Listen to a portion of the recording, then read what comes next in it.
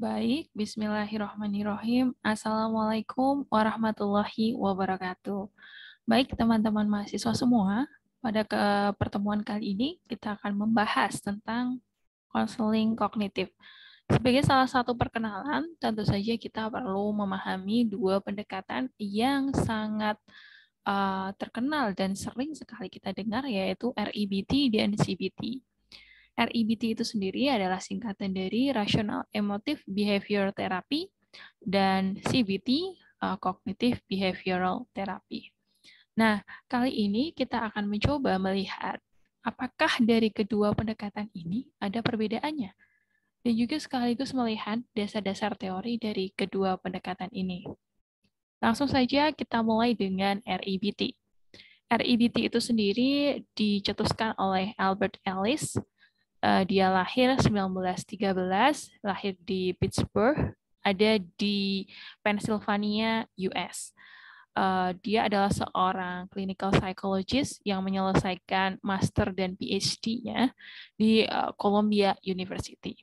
Nah, untuk lebih lanjutnya teman-teman bisa cari dengan mudah ada di Wikipedia maupun media-media yang lain yang bisa memberikan gambaran terkait dengan background dari Albert Ellis itu sendiri.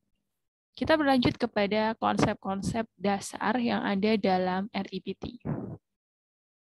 Masuk kepada kolom bagian pertama bahwa REBT ini didasarkan pada asumsi bahwa kognisi, emosi, dan perilaku itu berinteraksi secara signifikan dan memiliki hubungan sebab akibat timbal balik. Artinya apa? Artinya REBT ini menganggap bahwa kombinasi antara kognisi, emosi, dan perilaku itu ternyata secara signifikan berpengaruh pada individu. Dan bahkan mereka sangat berhubungan. Hubungannya biasanya adalah hubungan timbal balik. Misalnya, kira atau kognisinya. Hal ini biasanya bisa mempengaruhi emosi dan perilaku. Nah, itulah salah satu asumsi yang ada dalam REBT. Selanjutnya kita akan lihat ke bagian di bawahnya. REBT didasarkan pada asumsi bahwa manusia dilahirkan dengan potensi pemikiran rasional atau lurus dan pemikiran irasional atau bengkok. Artinya apa? REBT mencoba untuk menggarisbawahi bahwa setiap manusia itu ternyata lahir dengan dua potensial. Potensial apa itu? Mereka mampu berpikir secara rasional, artinya berpikir dengan jernih sesuatu yang sesuai dengan apa yang terjadi, atau disebut juga berpikir secara lurus. Kemudian yang kedua adalah pemikiran irasional, atau kadang dianggap sebagai sebuah pemikiran yang sedikit menyimpang dari apa yang seharusnya dia pikirkan, atau apa yang memang ada sebenarnya. Kemudian kita bergeser untuk memahami REBT lagi ada di bagian sebelah kanan. REBT ini membantu klien meminimalkan gangguan emosi dan perilaku merugikan diri sendiri dengan memperoleh filosofi hidup yang lebih realistis dan dapat diterapkan. Seperti kita tahu ya di awal bahwa konsep dasar yang diusung dari REBT itu sendiri adalah konsep interaksi antara kognisi, emosi, dan perilaku. Jadi di sini konselor dia akan mencoba membantu kliennya untuk meminimalkan gangguan emosi dan perilaku yang ada. Biasanya ini disebabkan oleh adanya pemikiran-pemikiran yang menyimpang atau membengkok. Bisa disebut sebagai irrational belief. Yang itu coba dibantu untuk disadarkan bahwa dia perlu berpikir secara realistis dan sesuatu yang jelas bisa untuk diterapkan. Nah, kita akan masuk ke bagian atas nih. Di sini ada yang disebut sebagai kerangka ABC atau kerangka ABC. Ini adalah sebuah apa ya, bisa dibilang core teori dari REBT itu sendiri. Model ini tuh mencoba untuk menunjukkan bahwa A sebagai antecedent, sesuatu yang membuat peristiwa atau hal itu bisa terjadi atau pemicu. Kemudian B itu bisa dibilang sebagai sebuah belief-nya atau kepercayaannya, dan C sebagai konsekuensinya. Ini memang hampir mirip dengan teori behavioristik. Bedanya di sini adalah Albert Ellis mencoba untuk menekankan pada interaksi antara pikirannya, perasaannya, baru dilihat bagaimana perilaku seorang individu atau klien atau konseling itu terganggu atau berubah akibat ada perubahan juga dalam segi kognisinya. Begitu. Nah, kita akan lanjut untuk melihat ya. Di sini seperti sudah saya bilang tadi bahwa A itu disebut sebagai activating event. Apa sih activating event? Artinya adalah hal-hal atau peristiwa-peristiwa yang membuat sesuatu itu terpicu menjadi sebuah pikiran, gitu ya, menjadi sebuah hal yang memicu dari kepercayaan atau pikiran yang dimiliki seorang individu. Sedangkan B itu belief atau kepercayaan. Kemudian C itu emotional and behavioral consequence.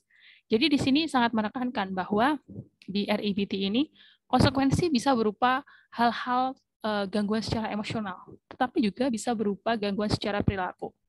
Dan kita bisa juga lihat di sini bahwa tugas konselor ini ada di bagian bawah, DEF. D itu apa? Disputing intervention. Artinya mencoba untuk meluruskan apa yang tidak lurus. Mencoba untuk menyadarkan kembali bahwa si konseling ini mempunyai kapasitas untuk berpikir secara rasional. Makanya dia perlu untuk dibantu melihat kepercayaan-kepercayaan irasionalnya itu seperti apa. Selanjutnya akan dilihat bagaimana efek dari apa yang sudah diintervensikan. Dan yang terakhir adalah akhirnya si konseli atau klien menemukan perasaan baru yang tumbuh akibat dari efek disputing intervention itu sendiri. Semoga jelas ya sampai sini.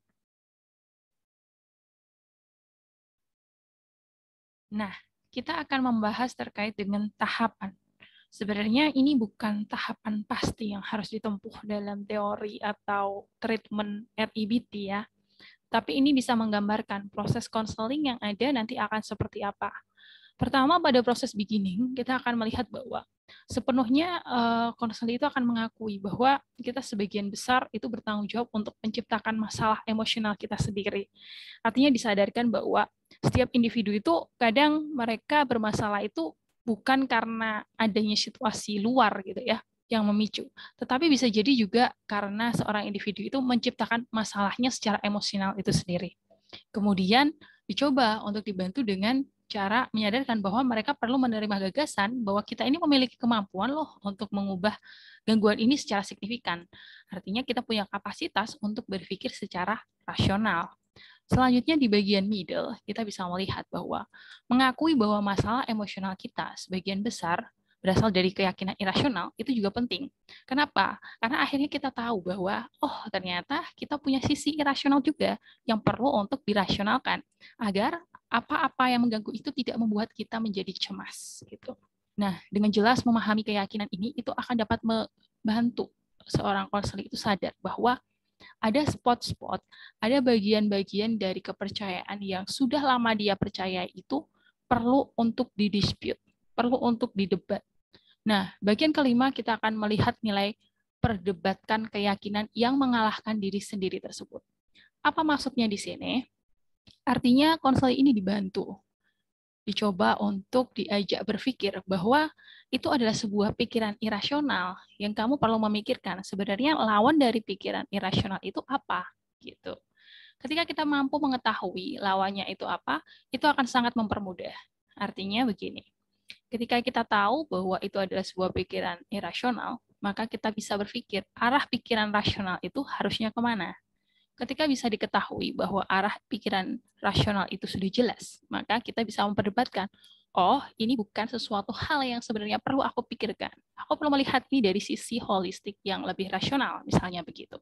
Kemudian kita akan beralih ke nomor 6.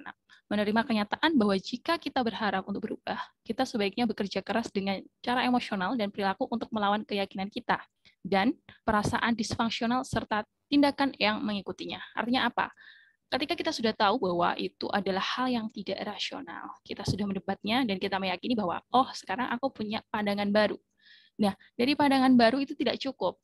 Perubahan secara kognisi itu tidak cukup jika tidak diimbangi apa? Jika tidak diimbangi dengan action secara emosional sekaligus secara perilaku. Artinya dalam REBT ini, selain juga menekankan pada perubahan mindset dan cara berpikir, dia juga mencoba untuk merubah secara emosional dan perilaku. Mempraktekannya dengan metode REBT untuk mencabut dan mengubah konsekuensi yang tergantung selama ini gitu ya. Artinya, oh selama ini saya ada efek seperti ini nih. Nah, makanya itu perlu saya coba terapkan cara baru agar saya bisa mengurangi efek atau konsekuensi dari pikiran-pikiran irasional saya gitu ya. Misalnya panik atau cemas gitu ya. Nah, kita sudah selesai satu bagian ini, teman-teman. Kita akan mencoba untuk memahami pendekatan lain, yaitu adalah pendekatan CBT, Cognitive Behavioral Therapy, mohon maaf. Dikemukakan oleh Aaron Temkin Beck. Lahir di Providence, Rhode Island, 1921. Untuk lebih lengkapnya, teman-teman, seperti halnya dengan Albert Ellis, bisa cari di Wikipedia ataupun di Google aja, typing aja tentang Aaron Beck. Oke, tidak berlama-lama, mari kita lihat di bagian sini. Mohon maaf, terlewatkan ya. Kita akan melihat di bagian sini bahwa ada 4 hal mendasar yang coba ingin saya sampaikan.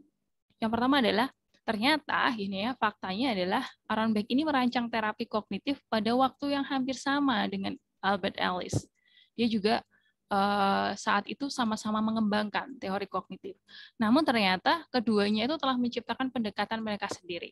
Artinya apa di sini? Artinya adalah Aaron Beck dan Ellis ini sebenarnya bukan mereka bekerja sama gitu ya, membuat sebuah pendekatan kognitif, kemudian mereka terpecah belah menjadi 2 bagian, tidak seperti itu. Tetapi lebih tepatnya adalah mereka sama-sama merancang dan ternyata mereka punya cara pandang tersendiri terkait dengan terapi kognitifnya. Artinya ada perbedaan antara REBT dan juga CBT. Oke, kita akan lanjut kepada tujuan. Tujuan dari cognitive behavioral therapy ini adalah untuk mengubah cara berpikir klien dengan menggunakan pikiran otomatis mereka untuk mencapai skema inti dan mulai memperkenalkan ide restrukturisasi skema. Jadi kalau di CBT ini lebih pada mencoba untuk membantu konseli untuk merubah caranya berpikir. Kemudian akan diinput skema-skema inti dan adanya proses restrukturisasi skema atau ide dasar secara kognitif. Gitu. Kita akan melihat di bagian sini, terapi kognitif memandang masalah psikologis itu sebagai sesuatu yang berasal dari proses yang biasa aja gitu. Sesuatu masalah itu terjadi karena hal-hal yang biasa sering kita alami. Apa saja itu? Yang pertama adalah pemikiran yang salah. Kadang kita terjebak pada sebuah pemikiran yang salah, tetapi kita tidak tahu apakah itu pemikiran yang salah ataukah itu memang sesuatu yang memang harus dirasakan. Kadang-kadang cukup bias ya ketika melihat hal seperti ini. Kemudian yang kedua adalah membuat kesimpulan yang salah atas dasar informasi yang tidak memadai atau salah dan gagal untuk membedakan antara fantasi dan kenyataan. Apa yang dimaksudkan di sini? Kadang memang tidak disadari begitu ya, cara berpikir manusia itu memang secara natural kita kadang-kadang memiliki fantasi-fantasi tertentu di dalam otak kita. Yang ternyata itu ketika tidak disandingkan dengan informasi yang tepat dan memadai, kadang kita menyimpulkannya dengan setengah-setengah. Artinya tidak melihatnya secara holistik, tapi hanya melihatnya sebagai sesuatu bagian detail. Akhirnya apa? Akhirnya persepsi atau kesimpulan yang diberikan itu salah. Kesimpulan yang diberikan itu akhirnya menjadi overgeneralization untuk banyak hal. Padahal itu biasanya hanya berlaku untuk satu hal misalnya. Nah, kita akan membahas lebih dalam lagi nanti di bagian bawah gitu ya. Kita akan lanjut dulu ke bagian sebelah kanan. Beck ini menekankan bahwa kualitas hubungan terapeutik antara dasar penerapan terapi kognitif. Saya ulangi lagi ya. Beck menekankan bahwa kualitas hubungan hubungan terapeutik adalah dasar penerapan terapi kognitif. Jadi kalau teman-teman memandang bahwa CBT ini tidak sesuai dengan asas-asas yang di person centered misalnya, itu bisa dibilang ada benarnya tapi ada salahnya juga. Kenapa? Karena ternyata Beck ini dia acknowledge bahwa 6 necessary and sufficient condition itu bagi dia adalah necessary tapi tidak sufficient. Artinya apa? Necessary itu artinya therapeutic relationship itu penting gitu, tapi memang tidak cukup menurut teori CBT. Kenapa kok tidak cukup? Karena menurut CBT harus ada tetap peran aktif dari si konselor ini untuk bisa membantu si konseling menyadari pikiran-pikiran yang kurang pas, kurang sesuai yang dia miliki. Nah, di bagian bawah ini Beck percaya bahwa terapis yang efektif itu mampu menggabungkan. Jadi kombinasi ya antara empati dan kepekaan serta kompetensi teknis. Artinya apa? Selain therapeutic relationship yang dimiliki oleh para terapis CBT, mereka juga diharapkan mampu memiliki kepekaan dan kompetensi secara teknis. Kompetensi secara teknis bisa kita artikan sebagai kita harus punya metode nih. Kita harus mempunyai cara atau teknik untuk membantu konseli itu sendiri. Gitu. Itu ya bedanya yang paling jelas dari person centered. Kita akan lanjut ke slide berikutnya. Nah, beberapa key point gitu ya yang saya coba ingin sampaikan di sini adalah pertama, terapis kognitif ini bertujuan untuk mengajarkan klien bagaimana cara menjadi terapis mereka sendiri. Jadi kalau kita lihat ya bimbingan dan konseling yang memandirikan, nah ini menjadi salah satu bagian penting dari point of view si CBT itu sendiri. Dia ingin mengajarkan bagaimana si konseling itu ternyata bisa untuk mendirect dirinya sendiri, tapi perlu diajarin gitu ya. Nah, biasanya seorang terapis akan mendidik klien tentang sifat, jalan masalah mereka, tentang proses terapi kognitif, dan bagaimana pikiran mempengaruhi emosi dan perilaku mereka.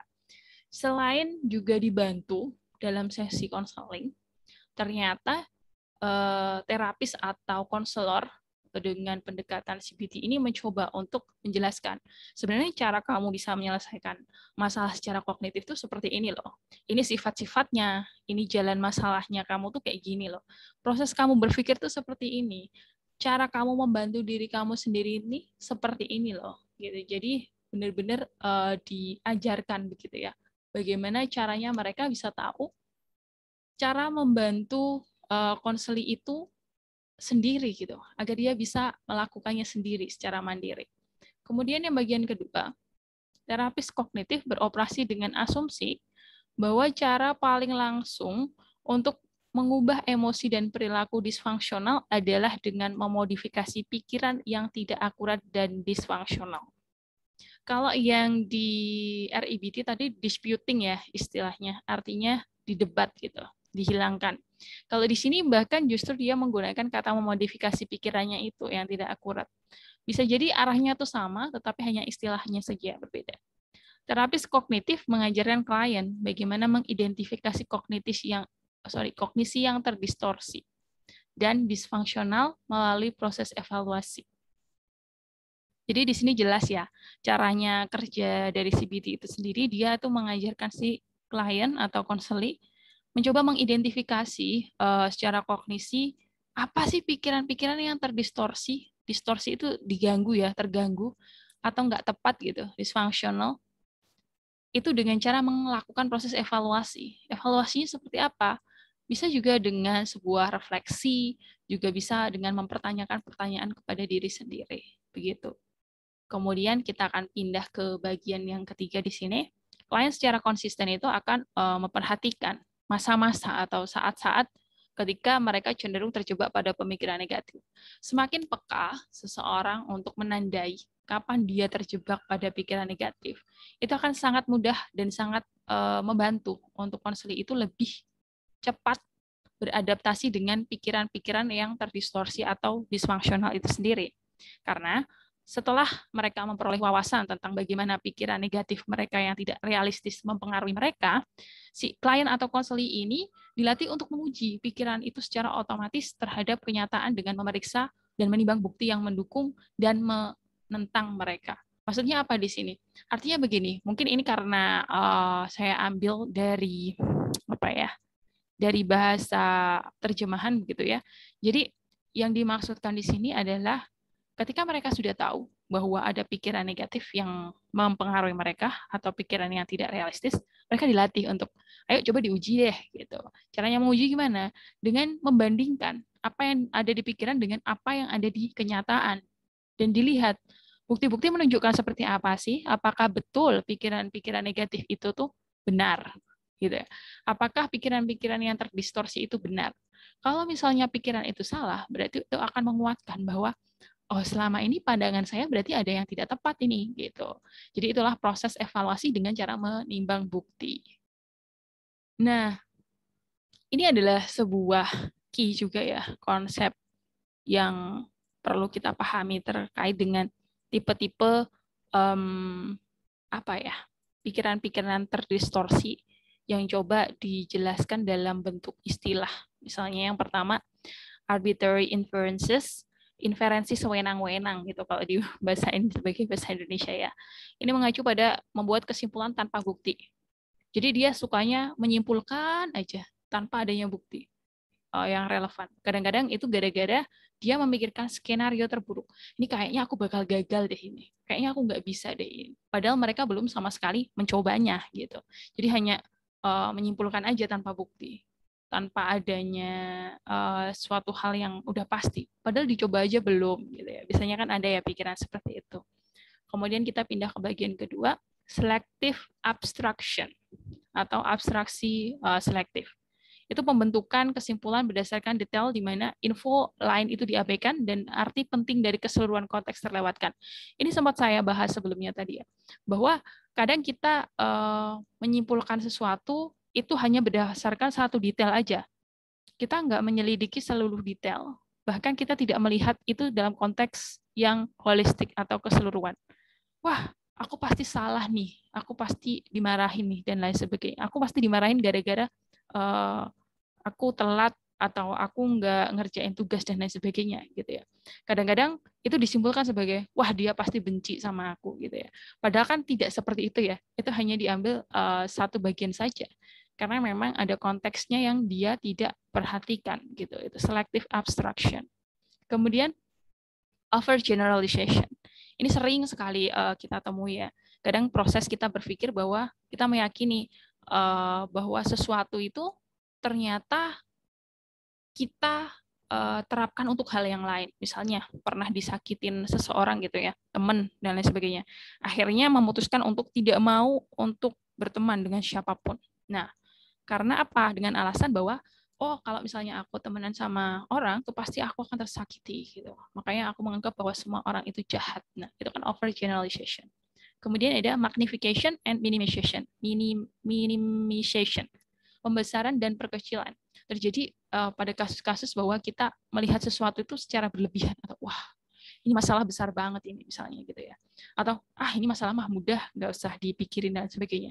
Nah kadang-kadang ada persepsi yang tidak realistis di sana. Kenapa? Karena kita tidak melihat bagaimana kenyataan itu ada, tetapi langsung jumping to the conclusion gitu tentang sesuatu itu sangat besar, sangat tidak mungkin untuk diselesaikan, sangat impossible, atau meminimalisasikan itu padahal besar tapi kita menganggapnya mudah gitu. Nah, kita akan lanjut kepada personalization.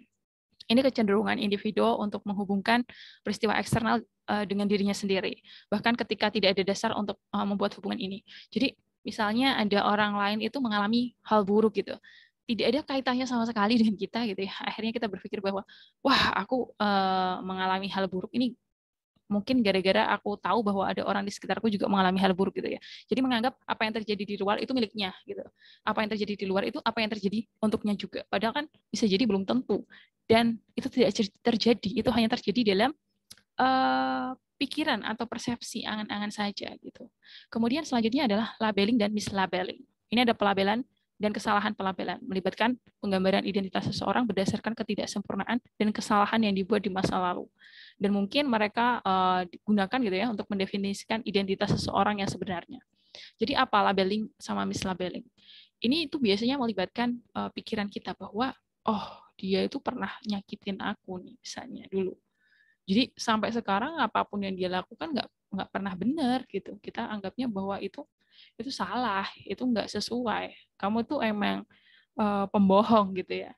Jadi itu kayak dibawa terus sampai selesai gitu ya, sampai kapanpun gitu.